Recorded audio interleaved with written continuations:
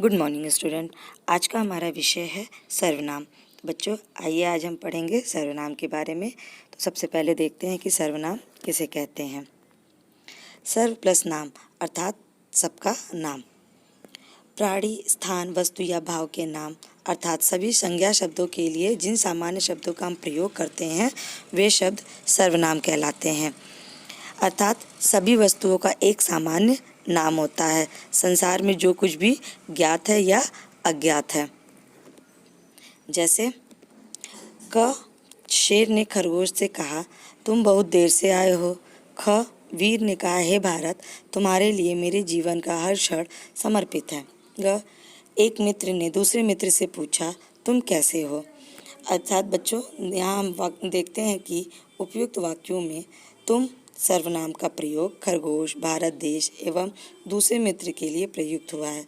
अतः हम कह सकते हैं कि संज्ञा के स्थान पर प्रयुक्त होने वाले शब्दों को सर्वनाम कहते हैं। जैसे मैं, तुम, कोई, कौन, वह आदि। भाषा में सर्वनाम की अपनी एक विशेष उपयोगिता है। यही कारण है हिंदी व्याकरण में संज्ञा के बाद सर्वनाम को महत्वपूर्ण स्थान प्राप्त है। सर्वनाम के भेद। बच्चों अब हम सर्वनाम के भेद पढ़ेंगे। सर्वनाम की परिभाषा तथा प्रयोग के बारे में चर्चा करते समय हमने देख ही लिया कि भाषा में कई प्रकार से सर्वनाम शब्दों का प्रयोग किया गया है।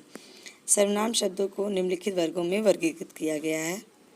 पहला है पुरुषवाचक सर्वनाम, दूसरा है निश्चयवाचक सर्वनाम, तीसरा है अनिश्चयवाचक सर्वनाम, चौथा है प्रश्नवाचक सर्वनाम, पांचवा है संबंधवाचक सर्वनाम और छठा और अंतिम है निजवाचक सर्वनाम।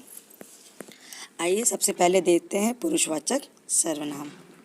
पुरुषवाचक सर्वनाम जिस सर्वनाम का प्रयोग वक्ता या लेखक अपने लिए या श्रोता या पाठक के लिए एवं अन्य किसी के लिए करता है उसे पुरुषवाचक सर्वनाम कहते हैं। अर्थात जिन सर्वनाम शब्दों का प्रयोग वक्ता अपने लिए, सामने वाले के लिए या किसी अन्य व्यक्ति के लिए करता है उसे हम पुरुषवाचक सर्वनाम कहते हैं। या ऐसे भी कह सकते हैं कि पुरुषवाचक सर्वनाम पुरुषों अर्थात स्त्री या पुरुष के नाम के बदले आते हैं, उन्हें पुरुषवाचक सर्वनाम कहते हैं। जैसे मैं, हम, तुम, वह, वे आदि। सामान्यतः पुरुष नर या नारी के लिए प्रयुक्त होने के कारण इस प्रकार के सर्वनाम को पुरुषवाचक सर्वनाम कहते हैं। पुरुषवाचक सर्वनाम की उपयुक्त परिभाषा के आधार पर सर्वनाम भी तीन प्रकार के होते हैं, जिसमें क है उत्तम पुरुषवाचक सर्वनाम।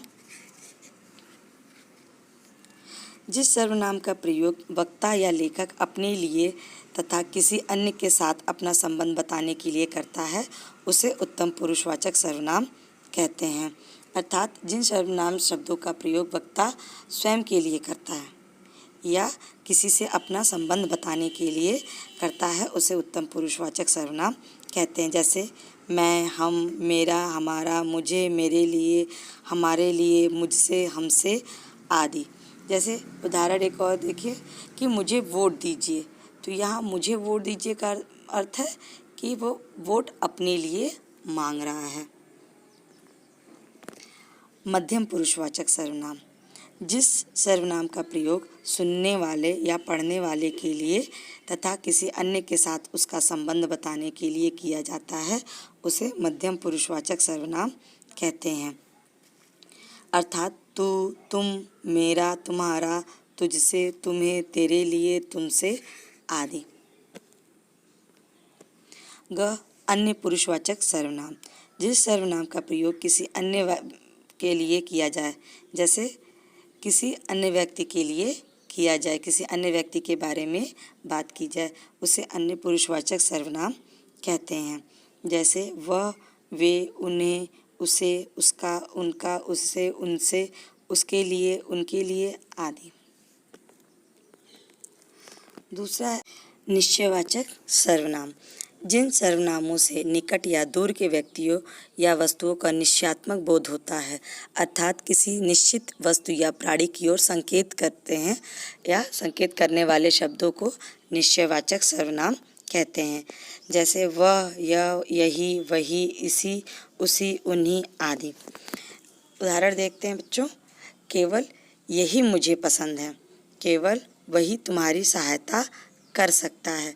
मैंने तुम्हें नहीं उसे बुलाया है, तुम्हारी पुस्तक यह नहीं वह है।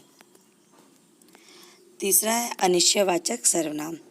जिन सर्वनामों से किसी अनिश्चित व्यक्ति, वस्तु या स्थान का बोध होता है उन्हें अनिश्चयवाचक सर्वनाम कहते हैं। इनका प्रयोग अज्ञात या अनिश्चित संज्ञा शब्दों के लिए होता है, अर्थात अनिश्चित वस्तु या प्राणी की ओर संकेत करने वाले या उनके बारे में बताने वाले सर्वनाम को क्या कहते हैं? अनिश्चयवाचक सर्वनाम कहते हैं। जैसे कोई, कुछ, किसी, किन्हीं, कहीं, कभी आदि। इस प्रश्न का उत्तर किसी से पूछ लो। कोई दरवाज़ा खटखटा रहा है, दूध में कुछ पड़ा हुआ है। किन्हीं पाँच प्रश्नों के उत्तर दें। अगला है प्रश्नवाचक सर्वनाम।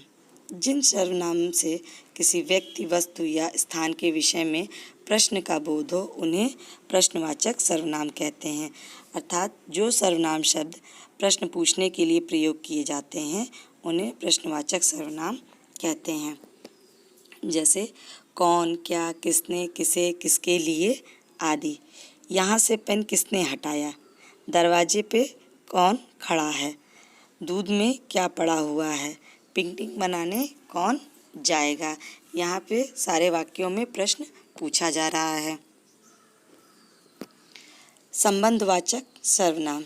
जिन सर्वनामों का प्रयोग किसी अन्य उपवाक्य में प्रयुक्त संज्ञा या सर्वनाम से संबंध बताने के लिए किया जाता है, अर्थात जो सर्वनाम शब्द वाक्य में आए अन्य संज्ञा या सर्वनाम शब्दों को परस्पर संबंध बताते हैं उन्हें संबंधवाचक सर्वनाम कहते हैं, अर्थात ये एक बात का दूसरी बात से संबंध बताते हैं। ये वाक्य में सदैव एक दूसरे के बाद आते हैं। जैसे जो, सो, जिसकी, उसकी, जो, वह, जिसने, उसने, जैसा, वैसा आदि। जो जागेगा सो पाएगा, जो सोएगा सो खोएगा, जिसकी लाठी उसकी भैंस, जो मेहनत करेगा वह सफल होगा। निजवाचक सर्वनाम। बच्चों, जैसा कि नाम से ही पता चल रहा है कि निज का अर्थ होता है अपना और वाचक का अर्थ होता है बोध कराने वाला, अर्थात निजवाचक का अर्थ हुआ अपनेपन का बोध कराने वाला। अर्थात जिन सर्वनामों से उत्तम पुरुष या एवं मध्यम पुरुष के अपनेपन का बोध होता है उन्हें निजवाचक सर्वनाम कहते हैं। जैसे आप, खुद, स्वयं, अपने, अपने आप आदि।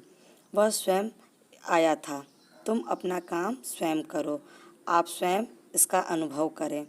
मैं अपने आप ही चला जाऊंगा, मैं यह कार्य खुद कर लूँगा।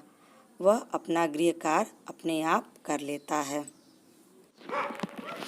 बच्चों, आइए देखते हैं सर्वनाम के रूपांतर। पहला है सर्वनाम वे शब्द हैं जो सभी नाम शब्दों के लिए प्रयोग किए जा सकते हैं। एक ही सर्वनाम शब्द सभी संज्ञा शब्दों के लिए प्रयोग किया जा सकता है।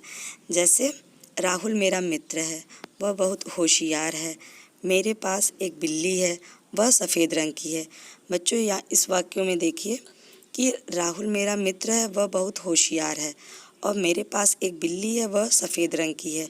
इन दोनों वाक्यों में वह का प्रयोग किया गया है, जिसमें राहुल क्या है? मनुष्य है, और बिल्ली क्या है? जानवर है।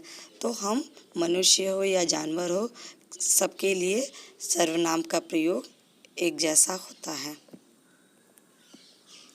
सर्वनाम शब्द स्त्रीलिंग व पुल्लिंग में एक समान रहते हैं। सर्वनाम शब्दों के वचन बदलते हैं। जैसे एक वचन में मैं, तुम, यह, वह होता है। बहुवचन में हम, ये, वे, तुम लोग, तुम सब, ये सब आते हैं।